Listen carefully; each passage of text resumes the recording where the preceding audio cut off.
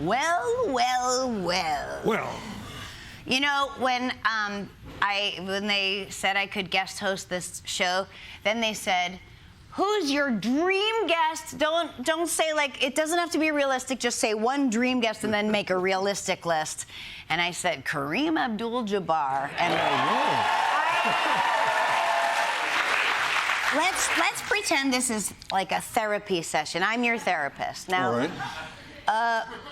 Of course, as everyone knows, LeBron James just broke one of your records, and you were so gracious and there and everything, but how did it make you feel? I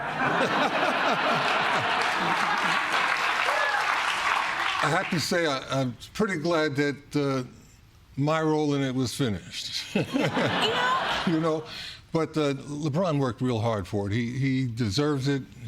He has spent his adult life as a premier athlete and done an exceptional job at it. And his heart is in the right place. I don't know, you may or may not know how he sent a whole school district to college. Yeah.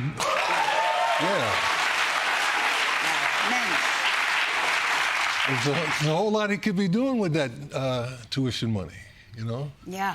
He could be on his own island. But, you know, that's where his heart is. And so I got a lot of respect for him. I wish him well.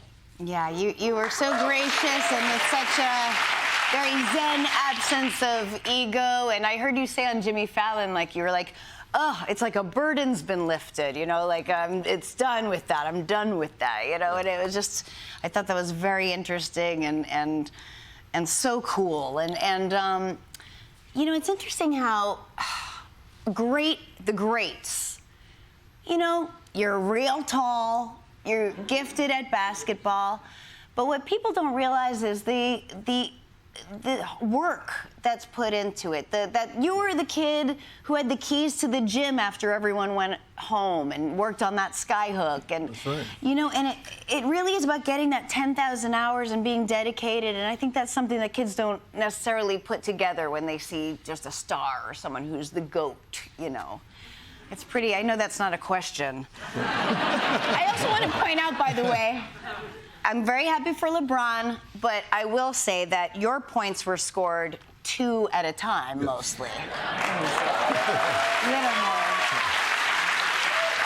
Well, thank you. A lot of people don't put that together, but Yeah. thank you. Okay, let me ask you this. I don't even know how to ask it, but my best friend, Tall John, it's an unironic nickname, he's tall. And he's 6'10". And I remember, he's very shy, he's not a performer.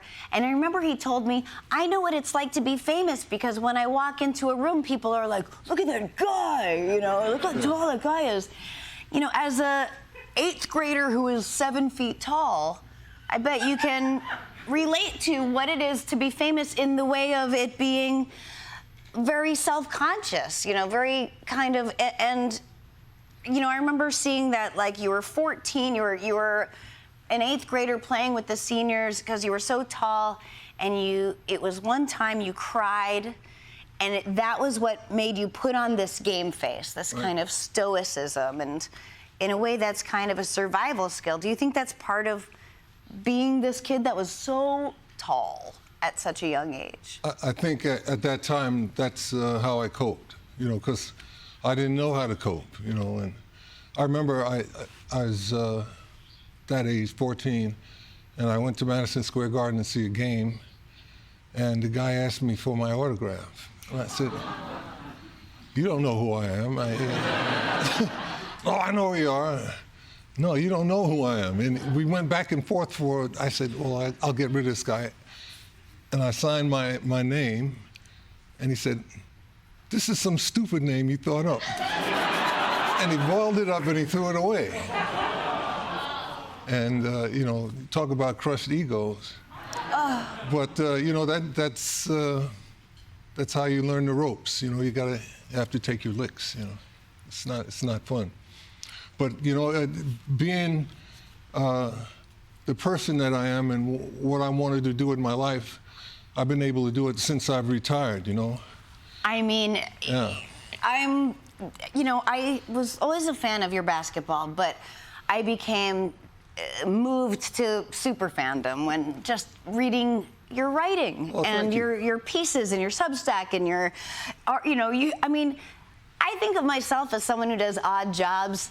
I feel very much a kindred spirit with you. You know, you write for Time magazine, and then you've got your Substack, and then like you wrote for Veronica Mars, and then you know, like you have. It's so cool. You know, you watch The Bachelor, and you write pieces on it. You would write for the Hollywood Reporter, and they were so thoughtful, and they weren't just fluff, even the Bachelor stuff, because it is so fascinating to watch these people and to think about what's going on in their minds. And well, you know, my manager and friend, Deborah Morales, enabled me to figure out a way to express all of this and make it work as a living, you know. Getting paid for doing something that you love is like almost as good as playing basketball and getting paid, you know? So, it is. You know, there are people, it's such a rare gem of a thing when, you know, like singer-songwriters, like when someone can write beautiful songs and they happen to be great singers. Like, that's just such a wonderful, happy accident. And with you, with writing, you have all this experience, all these ideas, these progressive thoughts. You're so introspective, and then on top of it, you're this like beautiful writer. You know, like the way you put words together, I find thrilling. But you know, Cole Porter was that talented in that he could write songs and write the lyrics for them, and they go together like hand in glove. There are very few people like that. Yeah, well, you're one of them. That was my point. But I know.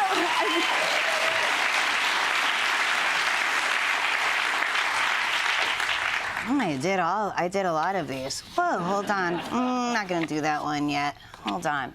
Listen, I've got little notes for myself. Of course, there's this one.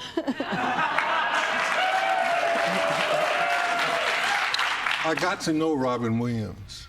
You did? Yeah, and you and him have you share a same talent in that you can get people to laugh when they're hurting, and Robin was exceptional at that. And I'm so sorry he's gone. He was a beautiful man, and I miss him. But you've revived his spirit. Oh my goodness!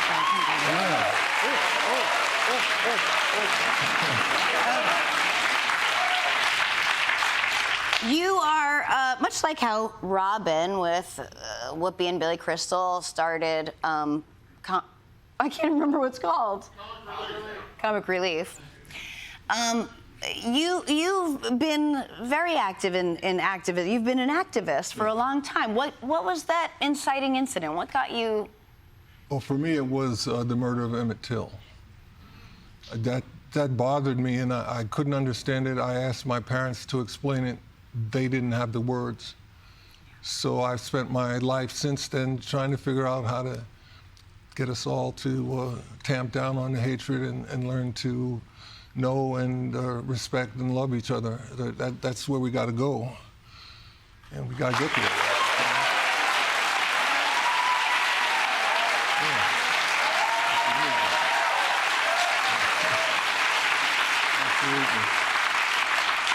Yeah, I think we all think we're so different, and we're the same.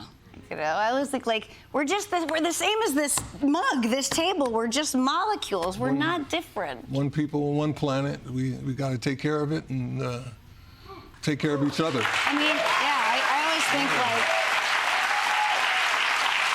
whenever things get too heavy, I'm just like, come on, we're in outer space. Yeah. Like nothing matters. We're gonna blow the place up. Wait a minute.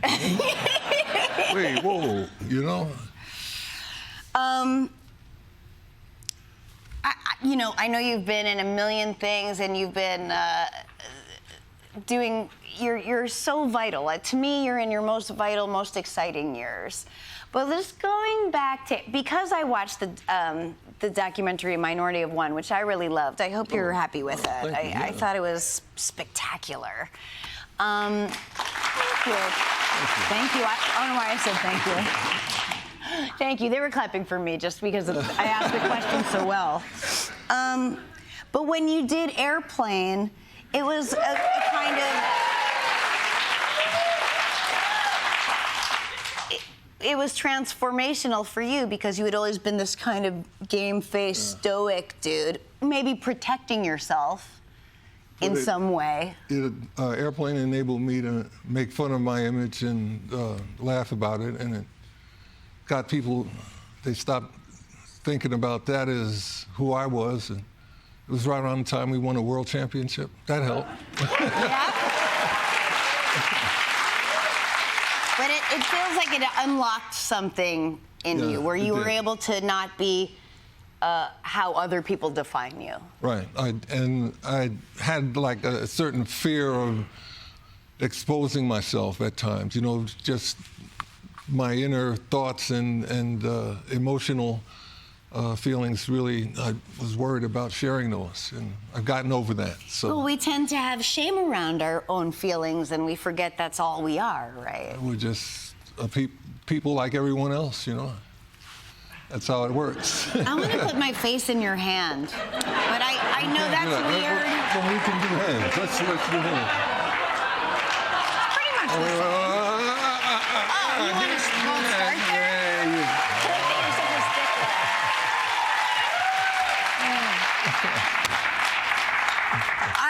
I was just going to end this, but I just want to keep going. But I'll end it. But I just want to keep going, but I'll end it. How deep? You know what I really want to ask you about is also your friendship with Bruce Lee. You know, I just, to me that tracks so well. You know. It should, because when I met Bruce, I wasn't really, you know, a hot-shot professional athlete, and he was working as Kato in the Green Hornet. And I just wanted to study Chinese martial arts. And a guy sent me over to him who knew him and said, hey, try and work this with Bruce. And the way he really showed me how powerful his art was when, you know, he had me punch and kick a bag. He'd get behind, put his weight behind it and said, punch and kick it. And I did. He said, that was interesting. And then he had his wife come out, and he told me, all right, you put your weight behind the bag. And I did, and she kicked the bag, and my body flew off of it, and I got to learn that. What is the key to that? Is it about, like, center of weight or something? Or? No, it has just learning how to control your inner forces in a way that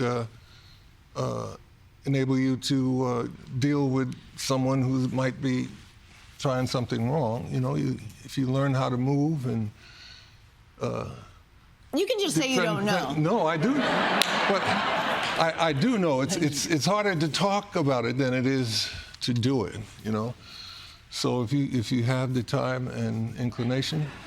I do. You know what's really good that you can do on your own? Tai Chi. Great exercise. There you go. I don't know. I'm just making it up from what I see people do in the park. No, but you keep doing that for a couple of months, and you'll notice an increase in strength and balance and endurance and stuff. Yeah, I love Bruce Lee. You know what he reminds me of you with him is just the idea of be like water. Yeah, exactly.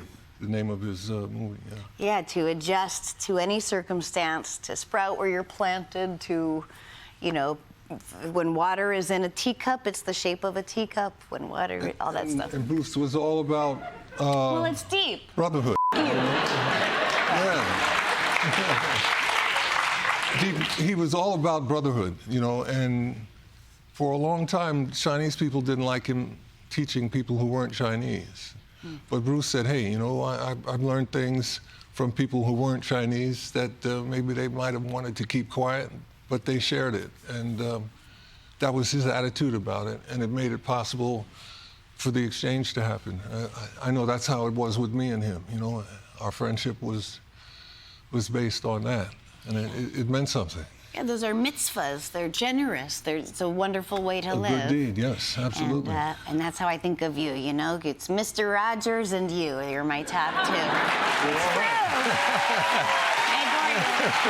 Click to win items from the Evolution of Excellence collection. Go to the website below and sign up for Club Skyhook.